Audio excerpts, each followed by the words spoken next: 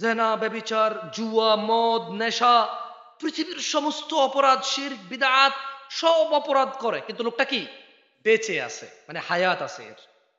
এখন সে বলল যে ইয়া আল্লাহ আমাকে মাফ করো, আমি তোমার প্রতি ঈমান আনলাম, ভালো কাজ করলো সে কিছু। আল্লাহ বলছে যে ইল্লা মান তাব, অতঃপর যে তওবা করে ফিরে আসে গুনাহ থেকে, গুনাহ যাই হোক, ও আমানা, ঈমান আনে।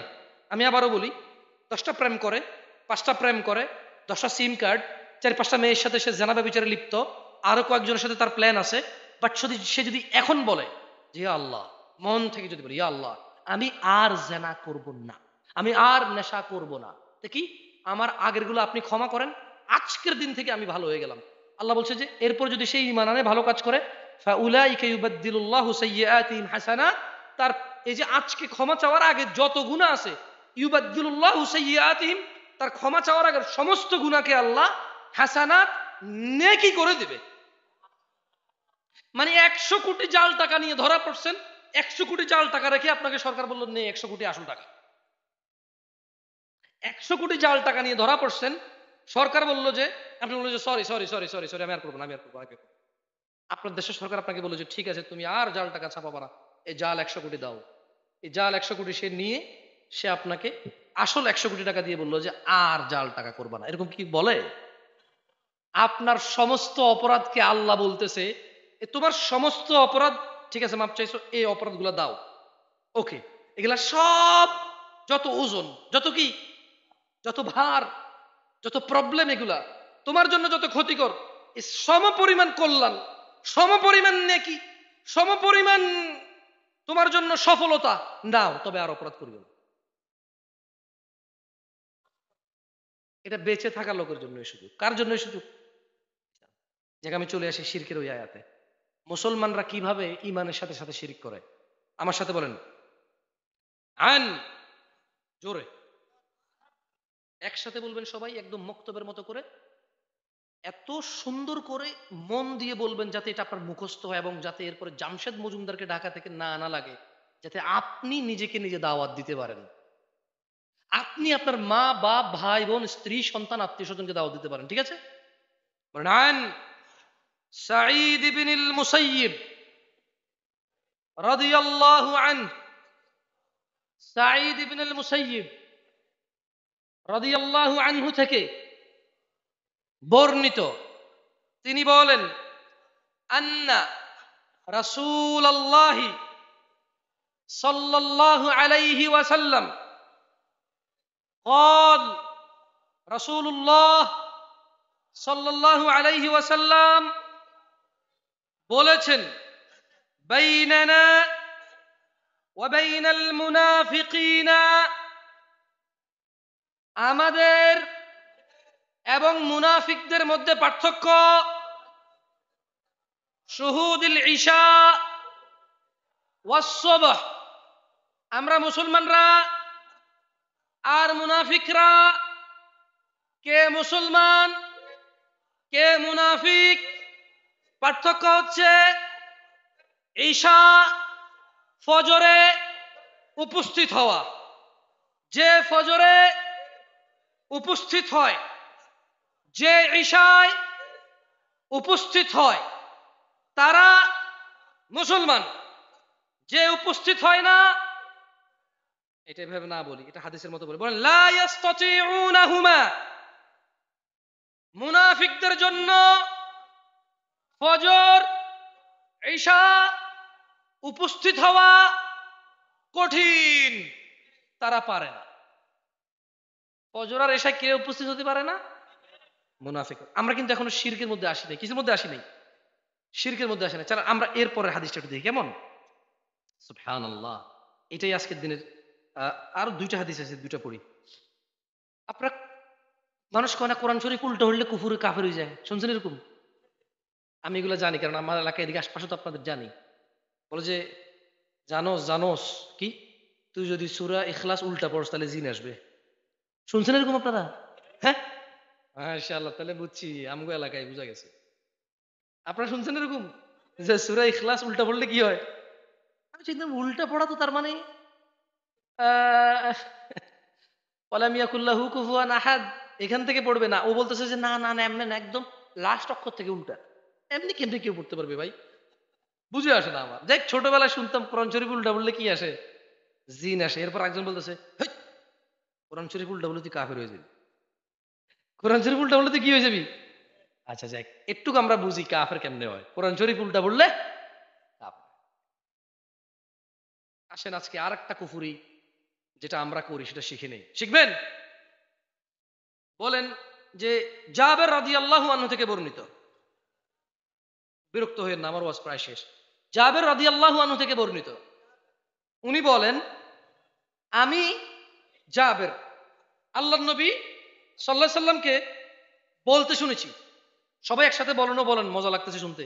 বলতে শুনেছি ইন্না বাইনার রাজুলি, ইন্না বাইনার রাজুলি। ওঠেন ওঠেন ওঠেন ওঠেন। না আবার আপনি মাইন্ড করবেন। ঈশার নামাজ পড়ছে কে? আপনি পড়ছেন?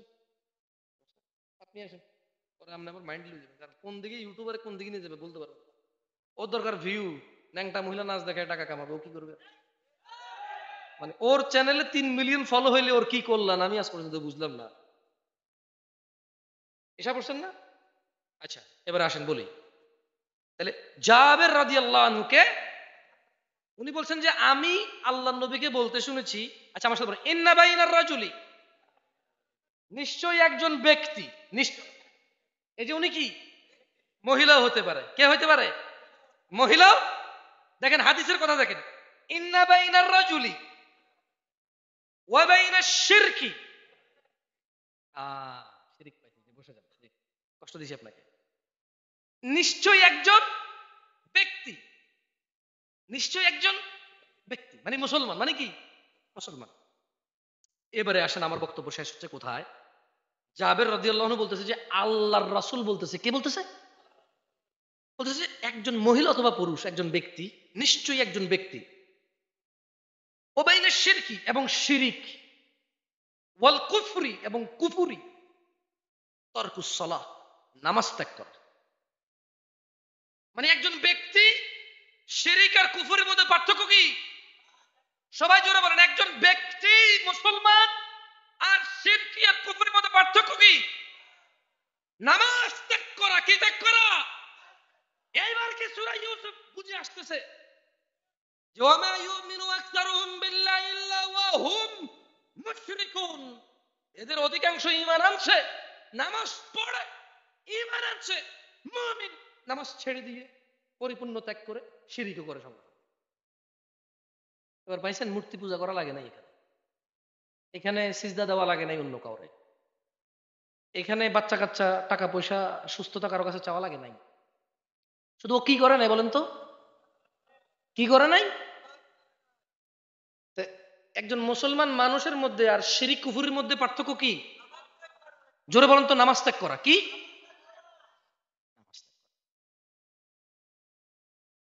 মুশরিক জান্নাতে যাবে? কোরআন অনুযায়ী কি জান্নাতে যাবে? হাদিস অনুযায়ী জান্নাতে যাবে? মরা মুশরিক না জেতা মুশরিক? মরা মুশরিক, ওটা আল্লাহ জানে কি করবে আল্লাহর সাথে। বাট জীবিত মুশরিক সে চাইলে তার শিরিক থেকে আল্লাহর কাছে কি চাইতে পারে, এবং গুনাহকে কি কি যে পরিবর্তন করতে পারে। আল্লাহ তাআলা আমাদেরকে বুঝার তৌফিক দান করুন। আমরা ততক্ষণ পর্যন্ত মুসলমান হইতে পারবো না যতক্ষণ পর্যন্ত আমাদের অপরাধের মধ্যে আমরা নামাজকে আলাদা না করতে পারবো। নামাজ ত্যাগকে, নামাজ ত্যাগ করা শুধু অপরাধ না, নামাজ ত্যাগ করা কুফরি, নামাজ ত্যাগ করা শিরকি, নামাজ ত্যাগ করা মুনাফিকি। সো আপনি আর অন্য 8-10টা অপরাধের সাথে নামাজ ত্যাগ করাকে কম্পেয়ার করলে আপনি ভুল করবেন। আল্লাহ আমাদেরকে বোঝার তৌফিক দান করুন। যারা যারা ঈশা পড়েন নাই আজকে দাঁড়াইছেন, এখান থেকে গিয়ে অজু করে কি ঈশাটা পড়ে নেবেন 4 রাকাত। যারা যারা পড়বেন আসলেই পড়বেন, যাদের প্যান্টে পেশাব লাগে নাই এখনো, যাদের প্যান্টে পেশাব লাগে নাই, তোমাদের প্রায় লোকেরই প্যান্টে পেশাব লাগে যায়। আচ্ছা শোনো, আমি বুদ্ধি দিই, শোনো শোনো, যেই প্যান্টে পেশাব লাগছে ওই প্যান্টটা যায় খুলে ফেলবা। কেন? গোসল করা লাগবে না, লজ্জাস্থান ধুয়ে ফেলবা, লজ্জাস্থান ধুয়ে ফেলবা, যেই প্যান্টটায় পেশাব লাগছে ওই প্যান্টটা খুলে ফেলবা, একটু রান টানিগুলো হালকা পানি দিয়ে ধুয়ে ফেলবা। যেহেতু তুমি পেশাব করে পানি নাও নাই, তাহলে তোমার যে খালি পেশাব যে খালি প্যান্টে লাগছে তা তো না, রানের এই অংশ টংশ লাগতে পারে, তুমি তো ধোও নাই, ওয়াশ করো নাই। এখন যাবা, লুঙ্গি পরবা ভালো একটা, প্যান্ট খুলে যেটা আছে পরা, যদি পেশাব লেগে থাকে একটু রানের ঘোড়া টোড়া, বেশ গোসল করা জরুরি নেই, এইসবের জন্য গোসল ফরজ না। তুমি শুধু পেশাব যে অংশটুকুতে লাগতে পারে তোমার মনে হচ্ছে ওই শরীরের রানের ওই অংশটুকু ধুয়ে ফেলো, সুন্দর করে লজ্জাস্থান পরিষ্কার করে ফেলো, সুন্দর একটা লুঙ্গি পরে, সুন্দর হওয়া লাগবে না, সিরে হলেও চলবে, পুরান হলেও চলবে, শুধু পেশাব পায়খানা লেগে নাই এমন হলে চলে, কেমন? পরে অজু করে ঈশান নামাজ কারা কারা পড়বে এখান থেকে একটু উঠে দাঁড়াও তো আমার, যারা পড়ো নাই, যারা পড়ছেন তারা বসে থাকেন, যারা ঈশা পড়ো নাই কিন্তু এখান থেকে গিয়ে ঈশা পড়বা, কারা উঠে দাঁড়াও, কারা গিয়ে ঈশা পড়বা আজকে? আল্লাহু আকবার, আল্লাহু আকবার, আল্লাহু আকবার।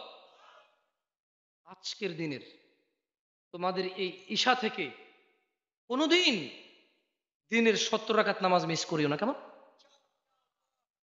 দিনের 70 রাকাত মিস করা কোন অপরাধ? কুফুরি, মুনাফিকি। দিনের 70 রাকাত মিস করা কি? কুফুরি। দিনের 70 রাকাত নামাজ মিস করা কি? শিরকি। দিনের 70 রাকাত নামাজ মিস করা কি? মুনাফিকি।